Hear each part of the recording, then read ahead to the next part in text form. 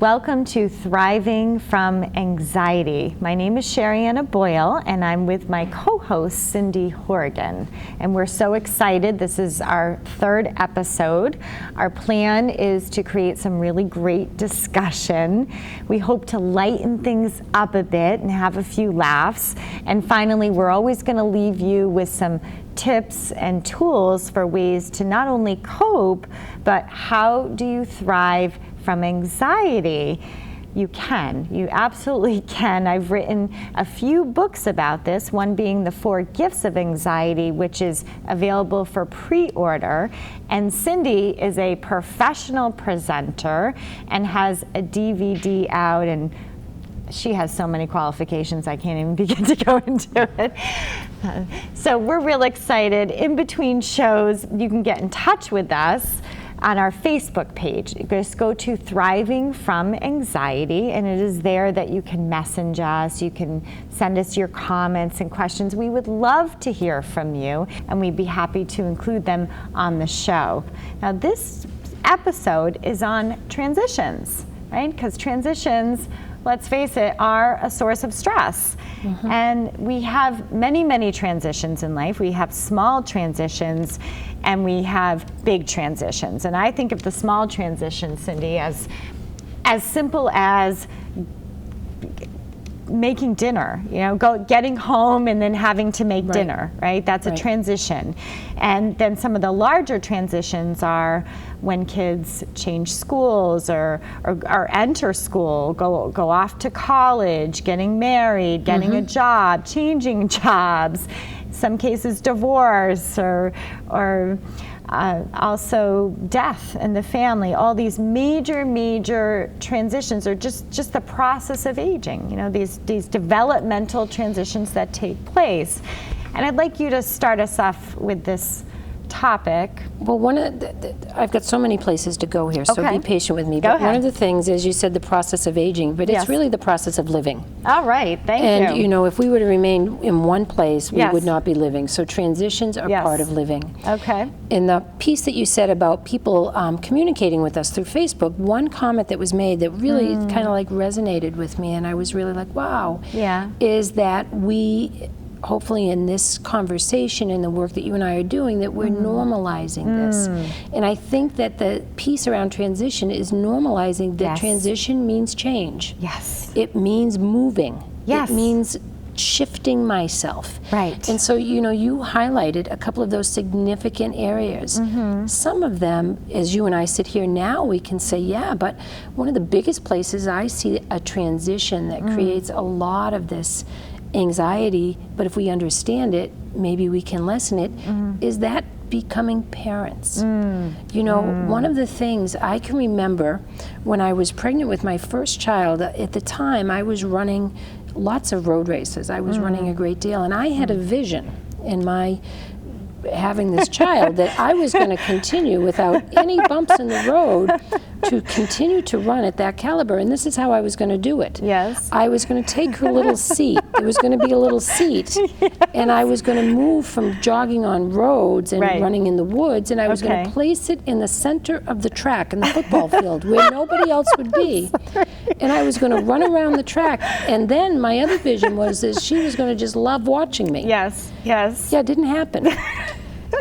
And so that was a transition for me it was a transition from my expectation. Yes. So I expected it to go, my life to be the same. That. Yes. And so my transition was that my life changed forever. Yes. And that was the place that I needed to navigate. I needed to be comfortable and learn how to say that the old me was just the beginning of the new me. Right. Because that's often in that transition of parenthood, is we get fixed in the way we see things. We're in it and we think, oh my gosh, this is it. But we're actually in the transition. We're in the and we're like desperate to hold on to that old me, which is impossible. We can look back and reflect on it. Right. And take from it. Yes. But we're moving it to the next place. Yes. I love that. And that's and I see a lot of people struggle with it. Right, they hold on to the image. Right? Those jeans are not going to fit you right ever again. And we hang on to clothes that we had 10 years ago. I'll get back into those someday, right? But that's an example of Yeah, it. The other yeah. thing that I think is really valuable when you understand my transitioning through life. Yes. One of the things that you and I have talked always so strongly about is temperament. And certain temperament traits are more prone to be more anxious people. That's right. And so understanding your inborn temperament, Yes. and one of the things that every time I talk about temperament, Sherry, yeah. I have another aha moment like, oh wow, I make sense. Yes. Or this makes sense to Yes. me. And I truly believe one of the most wonderful gifts that I know that I've had in the work that we do is helping people to be comfortable with who they are and not seeing themselves as broken Right. because they haven't Right. understood that Yes. part of them. And temperament, might I add, is different than personality, Yes. right? And temperament is really what we know about ourselves early on. It's those characteristics that someone, that your caregivers or your mother might have said, oh, you always needed time. You know, when there was a party, you always needed that warm-up time to walk in the room, and, Right. and maybe somebody else just can walk in and just, you know, go for it. And so that I just want to make that clear, that it's a little bit different than personality. Exactly. Personality, and all of this can It's just change. nurture versus nature. And All of of those. this can change, and that's what I want our viewers to know as well, is that what we know now about the brain is that it's not fixed. Right. We can change it. We are changing all the time. We're really always in a little bit of a state of transition, because we're always, everything is always neurologically, our cells and everything's always renewing itself over and over and over. So we're always in a state of renewal, really. Well, can I share with you something just recently that that I was able to be a part of? I have this wonderful colleague, and she's a teacher of young children, and she's just got amazing energy. I enjoy being with her. And she was telling me a story of being at a gathering with some peers that she hadn't seen in many years, maybe 10 or 15 years. And they said to her, "You're still teaching?" And her response was, "Of course." Yeah. And then I walked away from it thinking to myself, how is it that that statement was so, it's really a big statement, and because why is she still so energized in this? Right. And the reason is that she has transitioned. She's continued to move.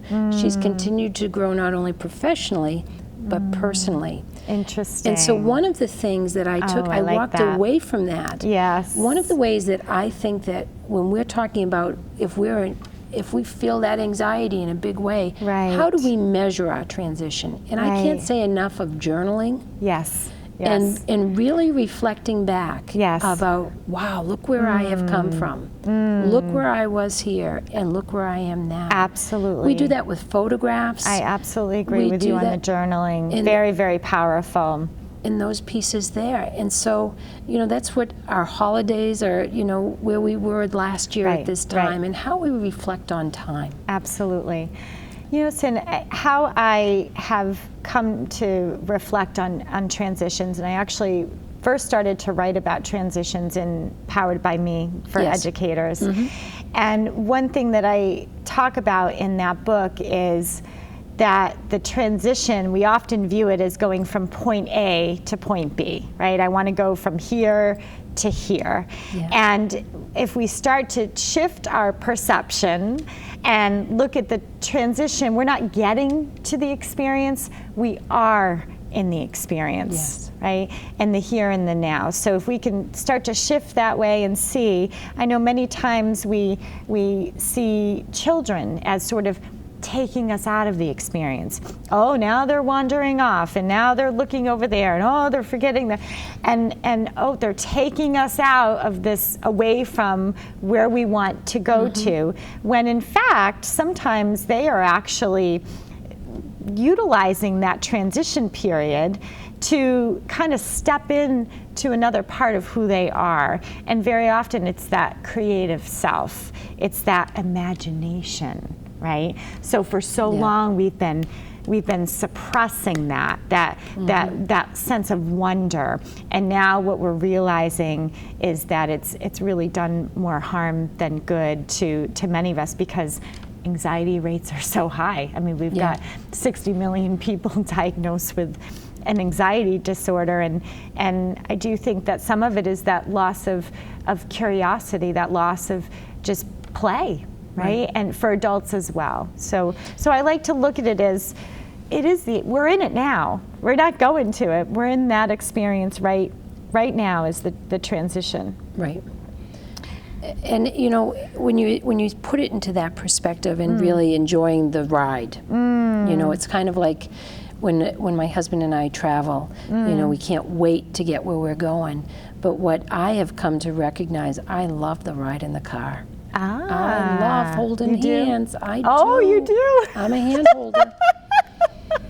And wow. But you know, and sort of it gets me ready for that move over there. But the transition piece, we're talking about it from sort of that bigger thinking place. Yes. But let's put it really back to often what is a trigger for so many people, and looking at the transitions in our daily life. Yes. You know, some of us transitioning from sleep to awake. That's right. Is a huge event. You know, and I think we talked about it in our very first show. You know, I'm somebody that transition period is precious to me. Yes. I like it to be in a certain way. Right. I like to wake up early so I can allow it to be. The transition is an opportunity. Right. And that's probably the way that you see it. It's an opportunity to kind of gain your sense of self again. Yeah. And the way that we do that is to incorporate rituals, which you and I talk about, and we have our own little rituals, you know, of, you know, the same thing. We might have our cup of coffee in the same chair, or wear the same bathrobe, or whatever it is that you do, take a walk, or it really can, and when you talk to people who don't have those rituals in place, or they've been traveling, or they've been off, they say, gee, I just can't wait to kind of get my little thing going again. And that's really what they're talking about many times is rituals, right? And I think it's really important to define true rituals. And it doesn't have to be the Christmas, the way that we decorate the tree, or the way that, you know, we sing happy birthday, but the rituals. And there's an author that I have loved over the years. His name is William Doherty, and he writes wonderful things about families and systems. But he says that the rituals are those things that tie us together. They become the tapestry. Yes. So it's the way that you say good morning. It's the way that you kiss good night. Yes. It's the way that, you know, that my husband and I have this wonderful, I'll call it a ritual dance. I make a mess and he follows around and cleans it up. No, I'm kidding, but no, we do have this wonderful ritual of the morning routine. You know, we really do. And it's what it is it's ritual, but it's rhythm. Okay. And it's sort of finding your rhythm. And we know when it's been disrupted. Yes. Because we're out of sorts. We're anxious. Exactly. And we can acknowledge it. I miss the way that we say goodnight to each other. You've been out so late at night. I miss the way that you know, check in with me in the morning. Yes. Those are the things. So it's not that they derail us. They tie us together. They make us aware. They make us of what we need to keep our rhythm going. Yes, I love that. You know, and sometimes those transitions go a long time before we realize we look at things as being broken. Yes. And we miss the opportunity to identify the transitions. And the example I'll give you is, I remember once working with a family, and they had young children. And the mom was really working hard at home all day long, really caring for the family. And Dad was coming into the house, and the expectation in this movement was that he was going to step right up and be in dad mode. Right. And he was coming in and he's like thinking about this job and that job, and they got into a pattern of that being a real stress-ridden anxiety trigger. Yes. Because why don't you have on your dad hat? Right. Because I can't find it. You know, and so we really talked about the process of transitioning from that mode there to that mode there. Yes. And the key to that transition came around the way that we communicate. Yes. The way that we connect with each other. Right. And that's when we bring down those levels. Yes. And, you know, and again, Dan and I have been doing this dance of connection, or this rhythm now for a lot of years. Yeah. And it's the gift for us is we can say, I missed connecting with you yesterday. Yes. I missed saying goodnight. Right. And and that we can acknowledge it. Right. Transitions, when we get it in the daily life, that's critical. Yes. There's little events like the beginning of school. Right. Oh my gosh, Right. how many families become derailed? Absolutely.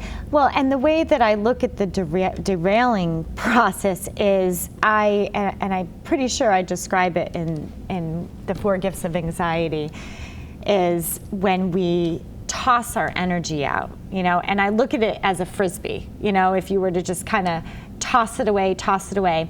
And when we worry, that's basically what we're doing. We're just kind of tossing, and you can do it, all day long, and I've also described it as dropping, if you had holes in your pockets and you were dropping coins, and then you get home at the other end of the day and you're like, where'd all my money go, right? Yeah.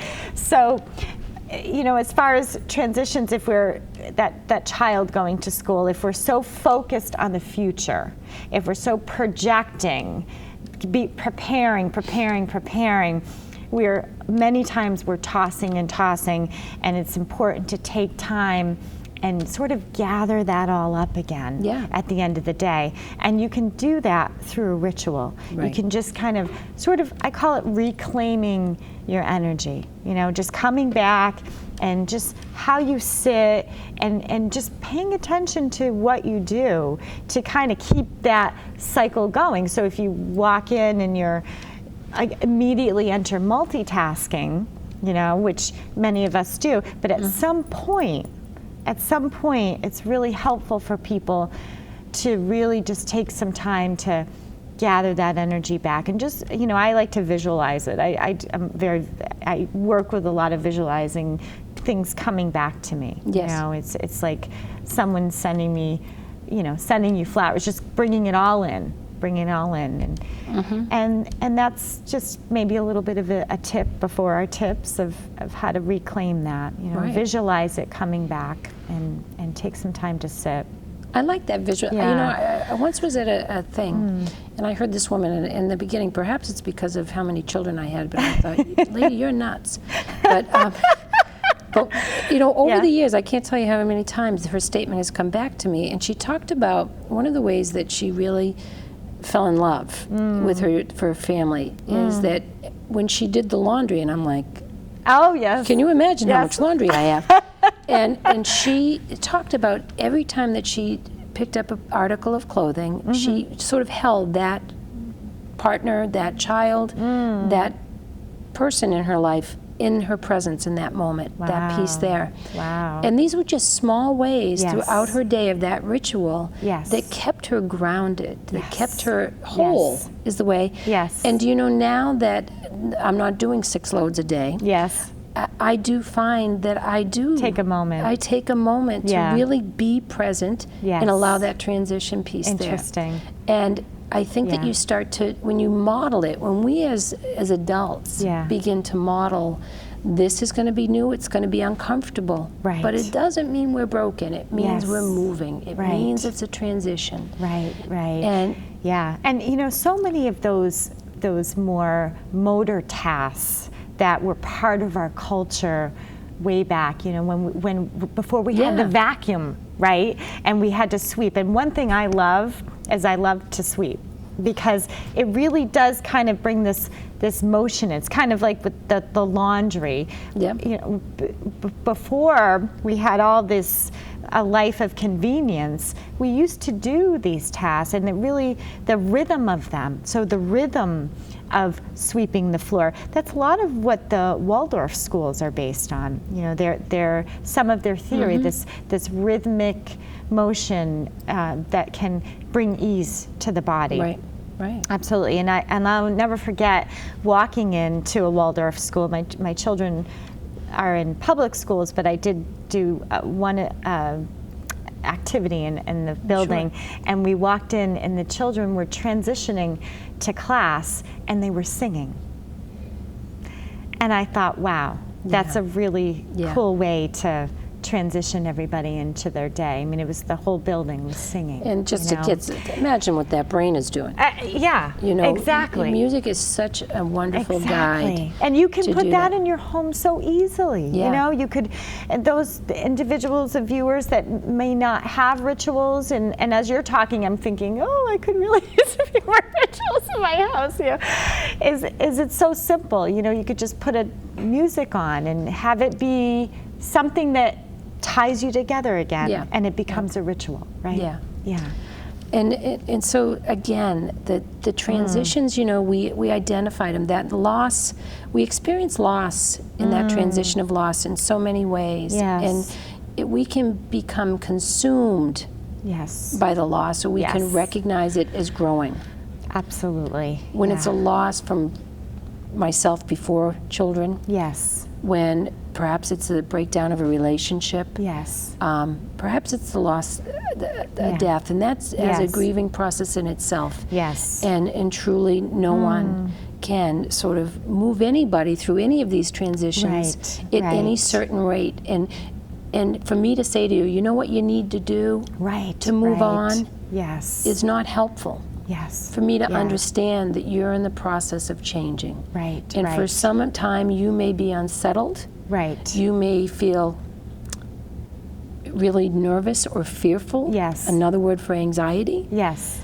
Or you may really feel out of sorts. That's a Right. word that often comes to me. Right. So my right. job isn't to push you through. Hurry up, Yes. get over there, and you'll be all set. My Yes. job is to be present with you in that. Absolutely. And as a partner, as a Yeah. friend, you know, it comes back to communicating. Yes. Listening to you through this difficulty, through this Right. challenge. Right.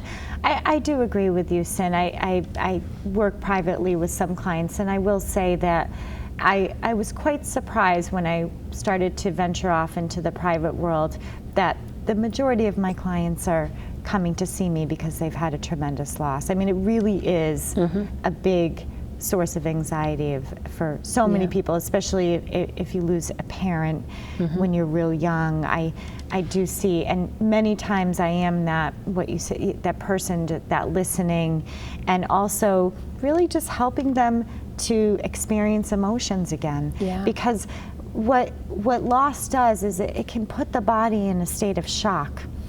Yeah.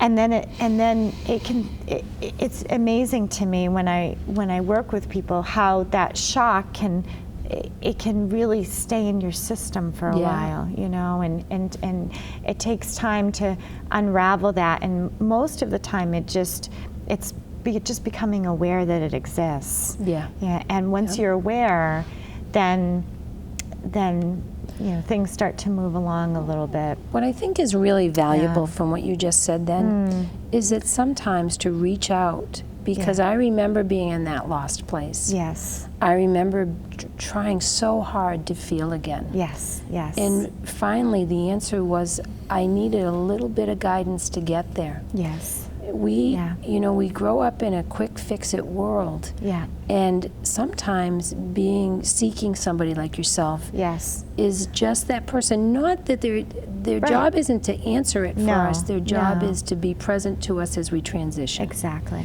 And so sometimes it can be in an intimate relationship that you have. Right. But sometimes our loss is so big Right. that it does need, and that to me That is you a need- strength. Yes, absolutely. That's a strength when you do that. Absolutely. And, you know, we think of loss like that, and we have the ability as adults, but we need to put it into perspective that children experience those losses, but really have very little of that language. Yeah, And yeah. their loss could be that, you know, they miss rest time. Absolutely. You know, Absolutely. and, or They miss that piece. Yeah. absolutely. And so we often, you know, at Yeah. every age group, we see it in behavior. Absolutely. And life is about that full circle. Yeah. So imagine our elderly population that Oh, is yeah. experiencing loss. Yeah. Many of our real elderly population, their peer group has passed on. Right, So their right. loss is really Really deep.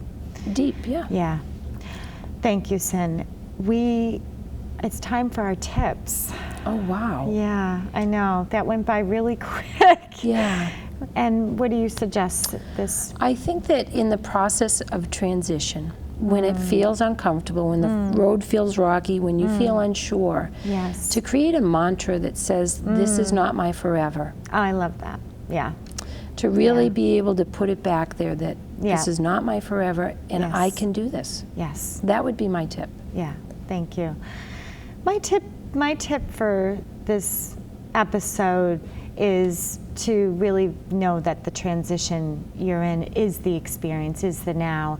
And one way to help yourself connect to the now is to look for those little things we can appreciate. You know, when we experience the emotion of appreciation, I think all of us can evoke that in ourselves, right? All we have to think about is something we're grateful for, really, right? And something that we love. And we can start to bring that emotion up. And that can really change the way you see transitions. If you can just find one little thing in that moment that you can appreciate, you can really shift yourself out of that state of trying to control it. You know, one of the things that I often suggest, and I apologize because I'm taking off on your tip here, but just a real sort of hands-on, is when I see somebody that's really stuck, I'll say to them, start out the day with 5 coins. 5 coins in one pocket, and your job is to move those 5 coins from this pocket to this pocket, and the only way you can move them is by identifying whether it's in the relationship, a strength in that other person, you know, that person that just triggers you, or whether it's in yourself that you see an affirmation, so that you can only move it. And so your goal by the end of the day, in an ideal world, is to move all of the coins, but to start slowly and to begin that process. Right. It just makes it a little bit more concrete. Yeah. Yeah. Because So we it's can all do that. Yeah. Everybody can do that. You can do that, whether Absolutely. it's you. Yeah. Thank you. And so you start to, so we've had a wonderful opportunity here, and so we are really saying good night or thank you. And as we leave tonight's show, we really want to talk about valuing transitions as an indication of growing and moving, and that life is all about that, and it's about how we experience it, and being present to the moment, and especially being able to reflect on, geez, where I came from and where I've arrived. And so we wish you well in Thriving from Anxiety. Thank you. Thank you.